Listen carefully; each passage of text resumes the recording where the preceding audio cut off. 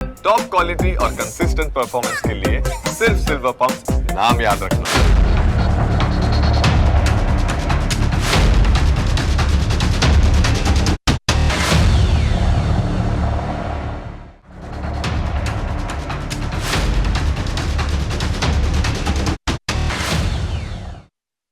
પહેલગામમાં હુમલા બાદ પાકિસ્તાની નાગરિકો અને બાંગ્લાદેશી ઘૂસણખોરોનો દેશ નિકાલ કરવામાં આવી રહ્યો છે.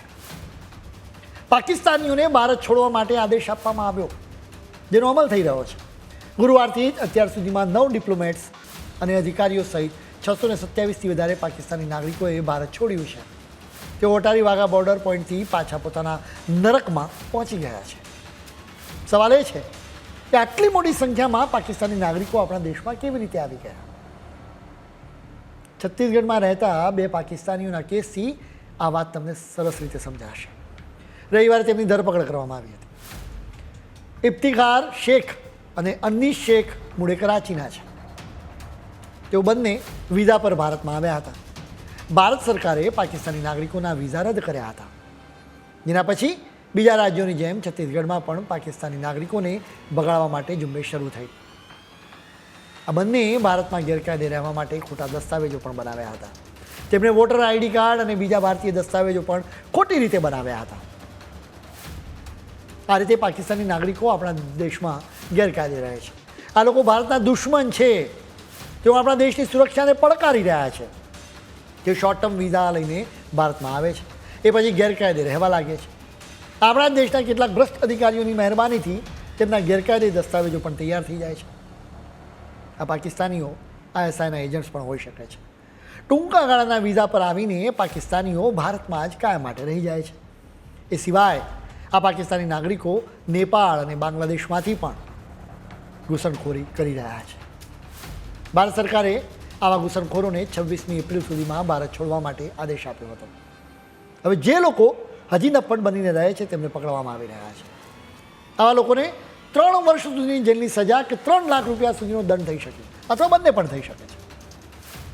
ભારતમાં અનેક પાકિસ્તાની નાગરિકો સાર્ક વિઝા એક્ઝમ્પશન સ્કીમ હેઠળ ભારતમાં આવ્યા છે. આ સ્કીમ શું છે એ જાણવું જરૂરી છે.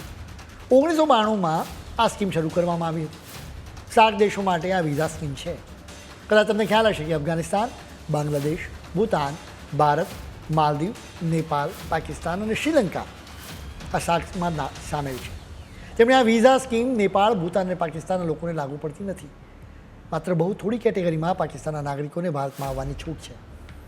તેઓ મલ્ટિપલ એન્ટ્રી બિઝનેસ વિઝા પર આવી શકે છે. આ વિઝા પણ 3 વર્ષ સુધી જ વેલિડ હોય છે. તેઓ ભારતમાં 15 જગ્યાઓએ જ જઈ શકે છે. જોકે હવે પાકિસ્તાની નાગરિકો માટે ભારતના દરવાજા સંપૂર્ણપણે બંધ કરી દીધા છે. પાકિસ્તાને ભારતને પરેશાન કરવા ટુકડે ટુકડે ગેંગ બનાવી. જોકે હવે પાકિસ્તાનના જ ટુકડા થઈ જાય એવી સંભાવનાઓ અને શક્યતાઓ દેખાઈ રહી છે. ગિલગિટ બાલ્ટિસ્તાનમાં પંજાબી માફિયાઓ વિરુદ્ધ લોકો રસ્તા ઉપર ઉમટી પડ્યા છે. સમગ્ર પાકિસ્તાનમાં સરકાર અને સેનામાં પંજાબીઓનો દબદબો છે, જેમની વિરુદ્ધ આખા દેશમાં રોષ ફાટી નીકળ્યો છે. ભારતના લોકો નિર્દોષ હિન્દુઓની હત્યાનો બદલો ઈચ્છી રહ્યા છે. ભારતને વારંવાર ખૂબ જ ઘા આપનારા પાકિસ્તાનને નેસ્ત નાબૂદ કરવાનો પણ સમય પાકી ગયો છે. PM મોદીની સરકાર પણ એના માટે જ સજ્જ છે.